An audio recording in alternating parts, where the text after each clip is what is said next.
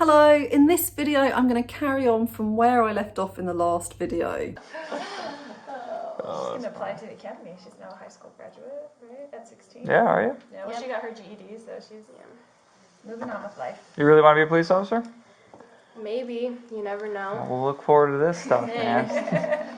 Lori chats in an animated way about her daughter's future, but this was very shortly before she disappeared for 2 months, wanting nothing to do with the kids or her husband. She'd also told Charles that someone else had taken over his body. So she at this point doesn't think you are her husband? She thinks I'm Nick Schneider. Who's Mick I Schneider? have no idea. So presumably at this point, she thinks that her children have been possessed by zombies, and that's why she doesn't care. That's why she says to Charles that she doesn't care what happens to them. But then why does she look so relaxed with her daughter? You know, you're never going to see your daughter again, and the person who has destroyed her is sitting next to you in her body. So how would you be able to sit there and chat away in a relaxed way about what your daughter would have done with her future? It does seem like a question mark, you know, it does seem like a red flag and a bit puzzling. Because it would have been a lot to have got over if she'd really got to the point of having fully accepted that she'd lost her daughter now to this zombie, unless she didn't ever have a genuine attachment to her daughter, which would make sense if she is a deluded psychopath. It's actually Tylee who looks like she suddenly gets really uncomfortable when her mother looks at her. Notice how her body language changes at that moment, and this is when she wraps her arms around herself in a way that looks protective.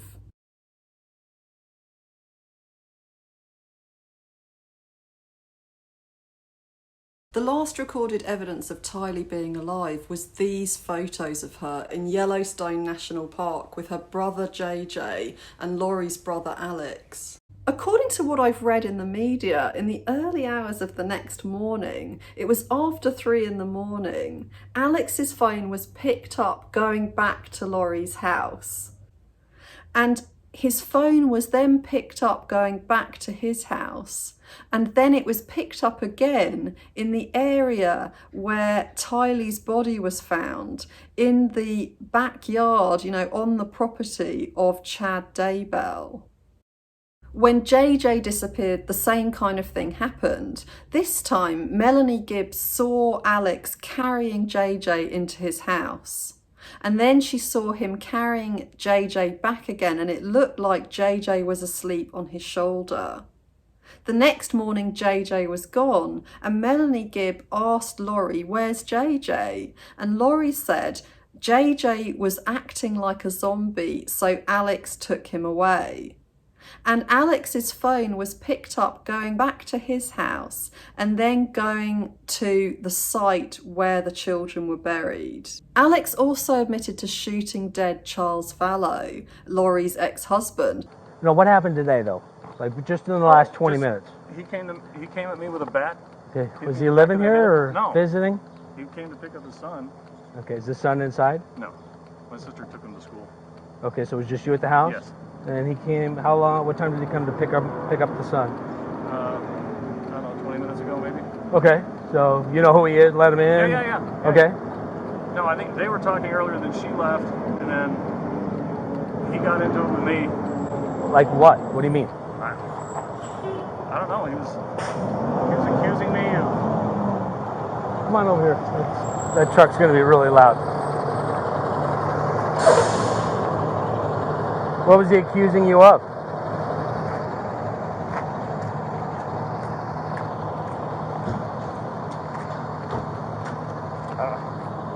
Unfortunately, he was given lots of time to think, and it seems he changed his mind about finishing his sentence. But what was Charles accusing Alex of?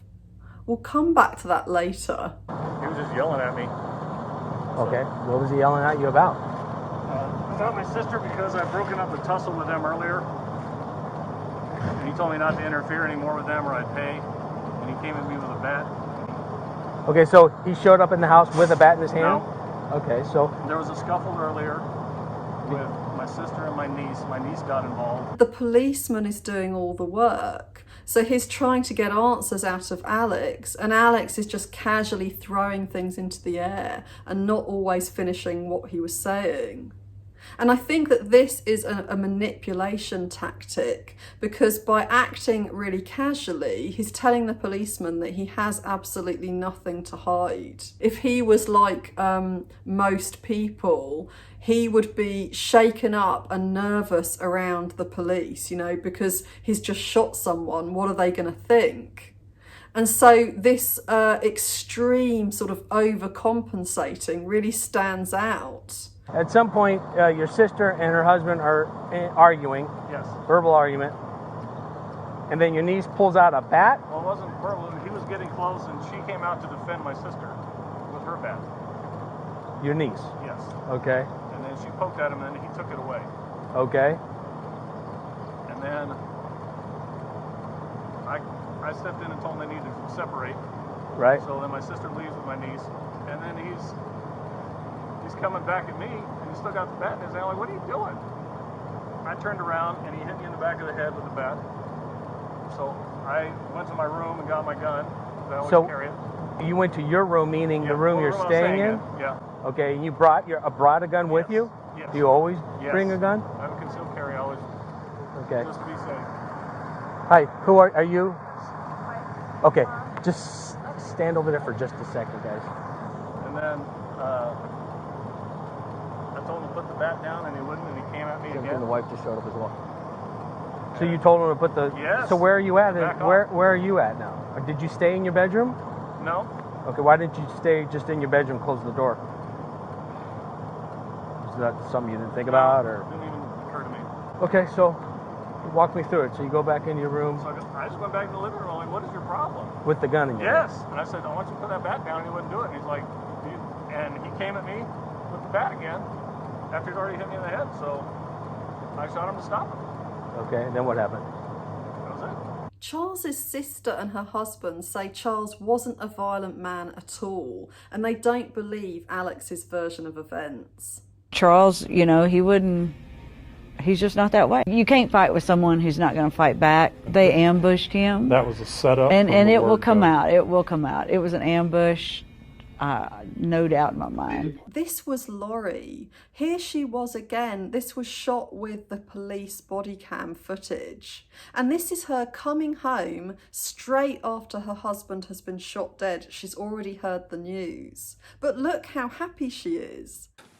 Does your husband live here or no? No, he lives in Houston. Gotcha. We just moved in here. Gotcha. How long have you guys lived here? I'm sorry? How long have you lived here? Like 3 weeks. Oh, geez. Yeah, okay. That's why the neighbors don't know us. Gotcha. Like, hi neighbor, sorry.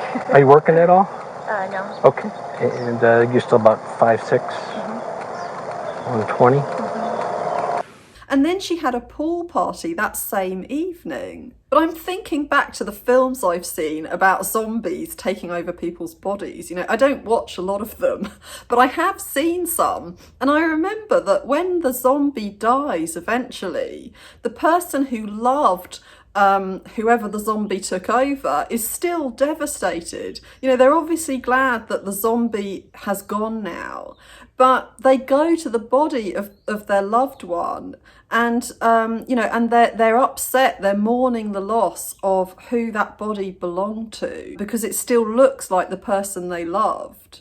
And what about after your children are killed? Would you feel happy? Even if they'd been possessed by zombies before their deaths, would you be happy that they were now dead? Regardless of whether zombies had taken over their bodies before they were killed, wouldn't you still be devastated that they were now dead? Wouldn't you still be mourning them? This lady saw Lori and Chad at that time. And I said, Mouth, where are your children? And she looked right at me. And I'll never forget the look on her face and what she did. She kind of shrugged and raised the corner of her mouth and her eyebrow, just like, like she wanted me to know. She knows where they are. She's not. It seemed like it was almost a game to her.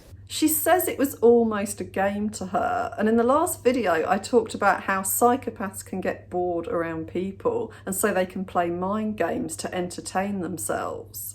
And if she was finding fun in the fact that people didn't know her children were dead and buried, it does suggest that she was more than just deluded. She also would have known that this would have been disturbing to the lady.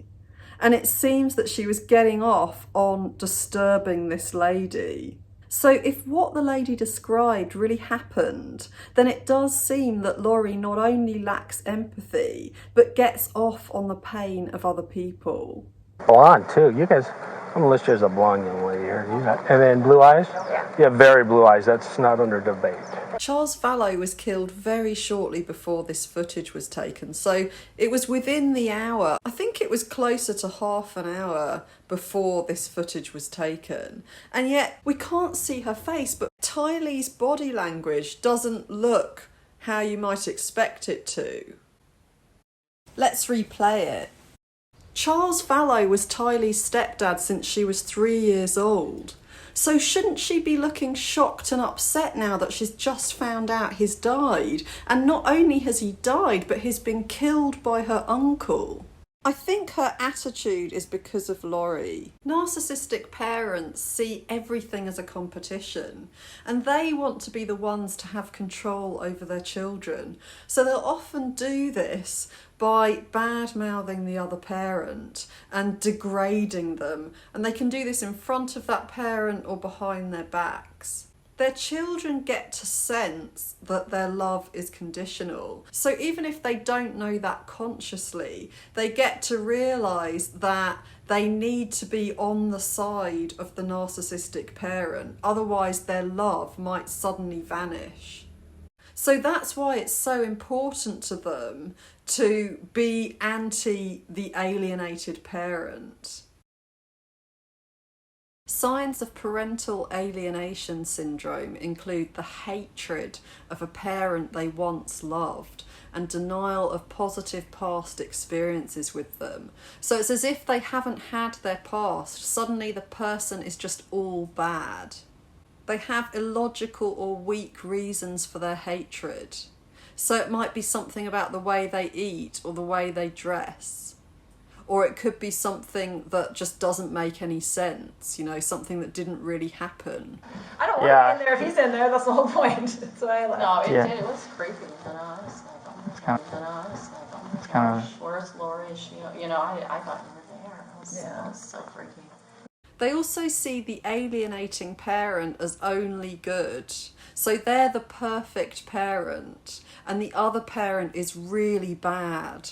So usually children can have mixed feelings about parents. You know, they can see their good sides and their bad sides. But in this situation, one is good and one is bad.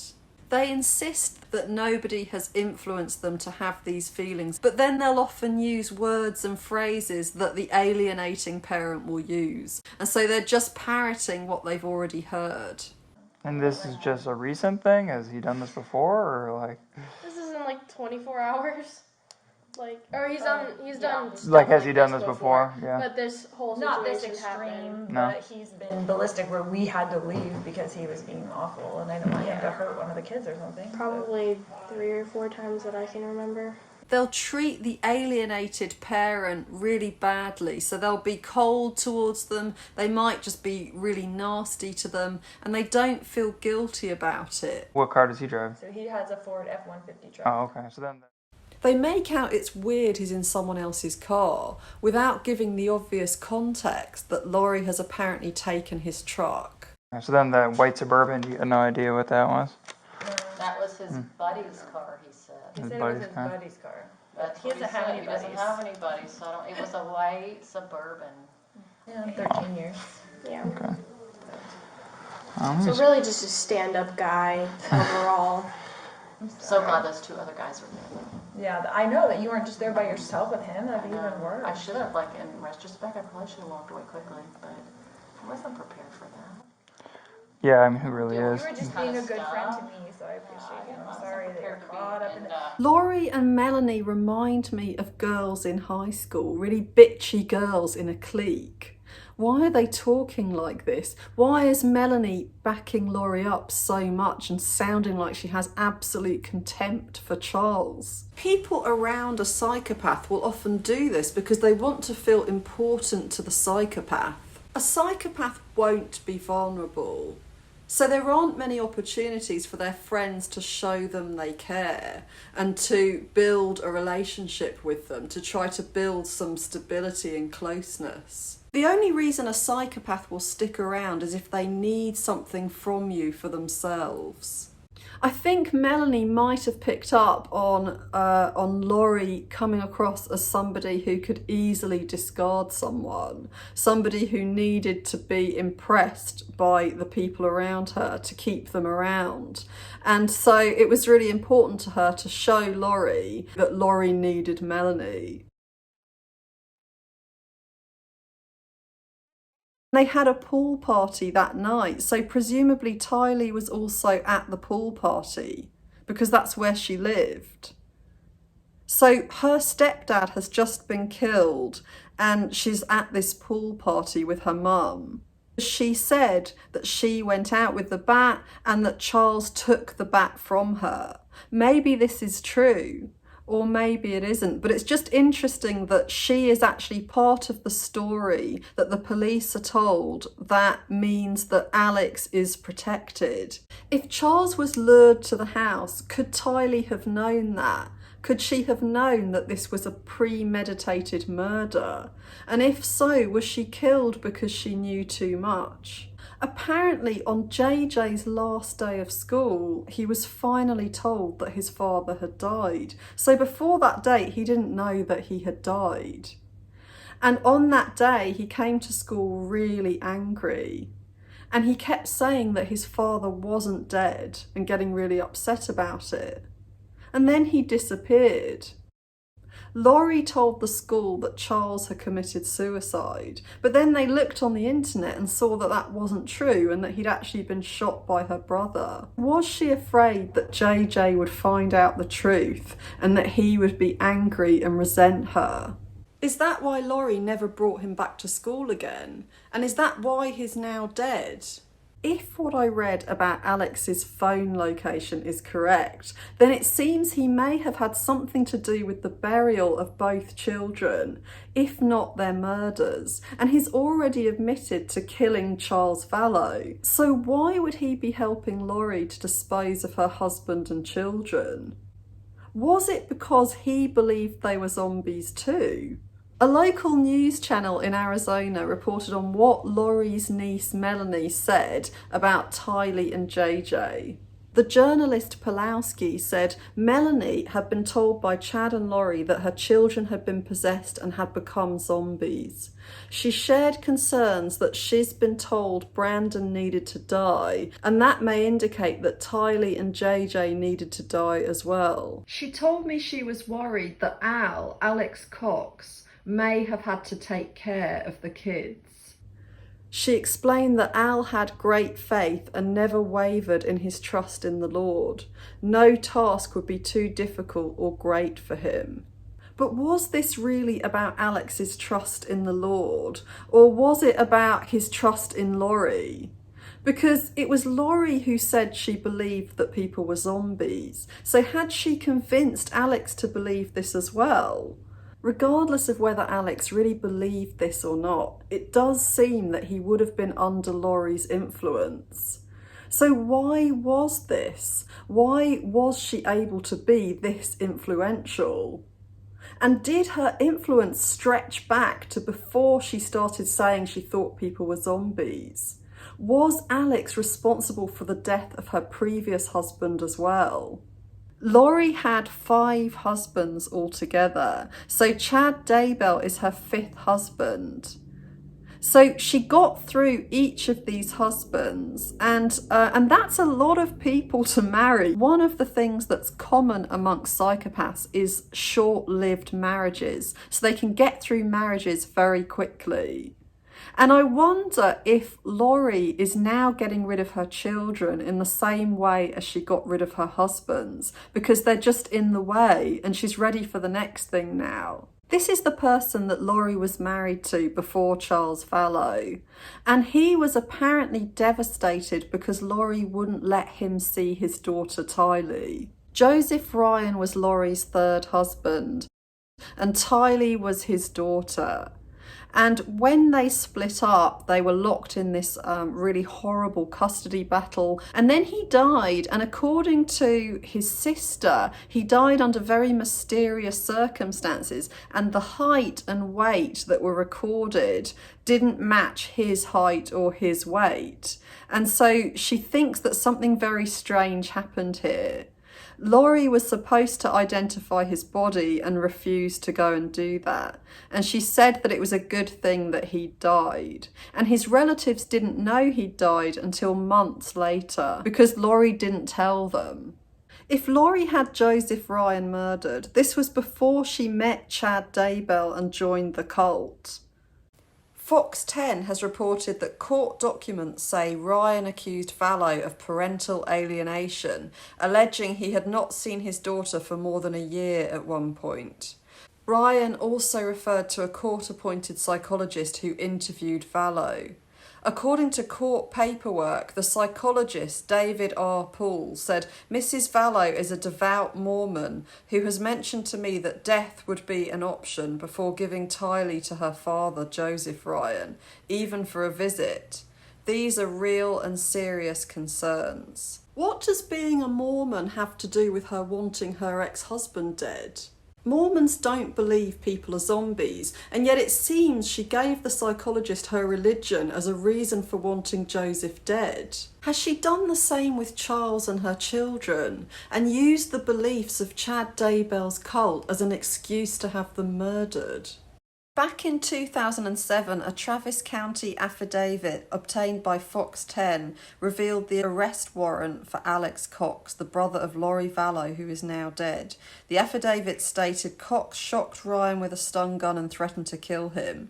This happened after Ryan and Vallow exchanged Tylee at a neutral meeting place in Austin, Texas. The next year, Cox pleaded guilty to second-degree aggravated assault and served 3 months in jail. Annie Cushing was Tylee's aunt, and she was the sister of Joseph Ryan. And she talked about what happened after he died. When she arrived in Arizona, Cushing said she was shocked to find that Vallow discouraged Tylee from mourning her father's death. When I got there, it was as if nothing had happened, she said. People were hardly talking about Joe, and when Lori did, the tenor was she would actually say, the world is a better place without Joe Ryan. An FBI spokesperson has said, we are aware of Mr. Ryan's death and it has become part of the investigation into Lori Vallow. Now, it could be that he really did die of natural causes and that Lori felt this way after he died because her son Colby has said that he sexually abused him. And so that might be why Lori wouldn't care that he had died. But did he really sexually abuse Lori's son? I can't help but wonder, after watching the way she smears Charles's name in front of Tylee, whether she did the same thing with Colby, and whether she convinced him to lie about his dad or convinced him that his dad really did abuse him when he didn't. When Alex told police Charles was accusing him of something, could it have been that he was accusing him of killing Lori's previous husband? Why was it that Charles had told his lawyer that if he died, it would be because of Lori and Alex? What did he know about what Alex was capable of? I think from Lori's facial expression and the way she talks here, she seems childlike and vulnerable. Are you working at all? No. Okay. And you're still about 5'6", 120? She does the same thing with her voice at the police station. He just goes nuts sometimes. Coming across like a little girl means that she seems to lack power, so that can give people a false sense of security around her. It can make them feel empowered and important and like she needs them. And so that could be what's luring people in and what's making them feel protective of her. And you can see how the police seem to be buying into Lori's version of events. Maybe her giggly, flirtatious remarks have paid off. He dances really nice. Oh, good. Okay. Good, like a little performance. Here we go. Show us Okay. your equipment. How So, I mean, yeah, it's a good thing you did come in, because it would be a very one-sided story, so it's always good to kind of see what's going on. We don't bust down doors to get you, but we will knock. So if you see police officers knocking, talk to them through the door if you really don't want to go. Okay. If you want a free medical evaluation, psychological I was gonna say, I evaluation. haven't gotten any sleep in about 3 days. They have good facilities. They do, actually, from what I understand. They seem to believe that Charles's anxiety about Lori's mental health must have been for her own well-being. It doesn't seem that they can imagine she would harm anyone else because they just talk about suicide. The gym where I could work out. Yeah, I'm so, kind of happy. Like I said, You'll be okay without your mama. You are going to get a padded room. So officers don't kick down doors to serve these. They're civil orders. Right. They're for your safety. It's not illegal. If it was because you're a danger to yourself, it's not illegal to kill yourself. So we don't go busting down doors. Lori went to the mental health facility and took the assessments she was given there. I don't know what they assessed her for, but she came out with no concerns from them. If she was assessed for being delusional, then somehow she managed to prove that she wasn't. This is what Charles Vallow had said about why Lori wouldn't see a doctor. Is she on any medications? No, she won't do medications. Has she been to a doctor? No, she won't go to the doctor because she's a translated being, and they would find out that she's translated. She cannot be killed. She cannot die. And that's what she thinks? Yes. Okay. And she's been telling you that? Yes, and Gabe too. Okay. He heard this, not just me. If she's genuinely delusional, it's interesting how she needs to see herself as so powerful and special that she's immortal. Some delusional people are capable of acting as if they're not delusional, so they can come across completely normally. So is she hiding what she thinks is the truth from the police because she doesn't want them to know she has these special powers? Is it that she is convincing herself of this stuff as an excuse to get rid of her family because they're in the way because she's met somebody else and she wants to be with him now? It seems from the police footage that Lori might be a very charming and manipulative woman, and that she might be capable of getting people to feel very protective towards her. Her daughter Tylee, the police, her friend Melanie, her brother Alex, and now Chad Daybell. Is it that she fell under the spell of a cult leader? Or did the cult leader, Chad Daybell, fall under Lori's spell? I'm going to leave it here and I'm going to finally put out the video I promised before, How Narcissistic Are You? And it's going to look at the narcissism in all of us. So if you haven't subscribed, please subscribe and I'll see you in the next video.